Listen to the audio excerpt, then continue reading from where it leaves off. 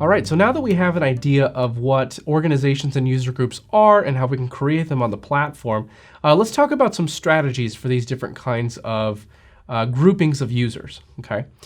In general, I would say that it's good to use both of these in tandem to meet any individual use case that you might have when it comes to grouping users, okay?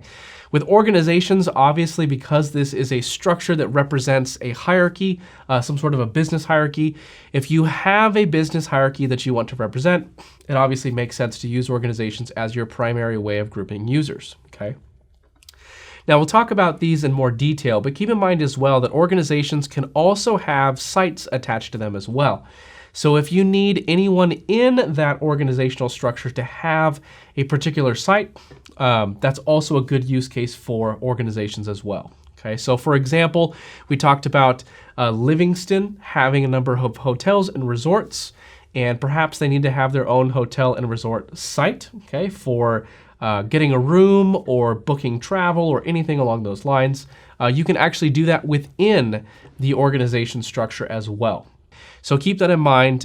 This is going to represent the hierarchy. Anytime you need that kind of hierarchy with your users and you want to give them their own sort of workspace, you can do that as well. User groups, like I've already mentioned, these are going to be across the organizational structure.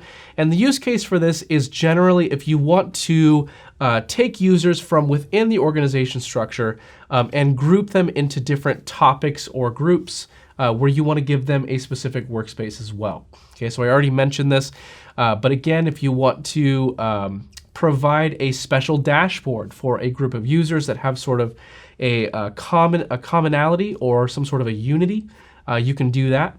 Okay, so if we had the Livingston Hotels and Resorts organization structure with all of the hotel and resort organizations, we can provide user groups for the managers or perhaps for those responsible for ordering the different amenities that you have in the different hotels or administration or anything along those lines. You can group them, you can give them their own workspace where they can work together, and it doesn't have to be within the organization structure, it can be outside of the organization structure as well. Okay, so grouping these together and using these different things together, you can really accurately represent whatever your business structure is, both the hierarchy and the other groups within the hierarchy. And this just makes administration of your user grouping a lot easier as well. Okay, so again, you can use either one or the other, but it's generally recommended that if there is a reason for using both, that you do use both to, again, accurately represent that business structure that you have.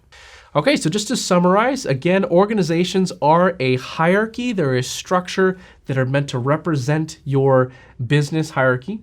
User groups are outside of the hierarchy structure. They're for more specific groupings that you can use to designate sort of a workspace for a more specific group, okay?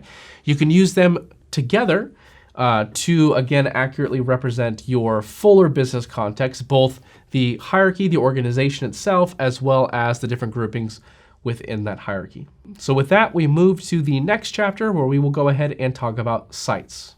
See you there.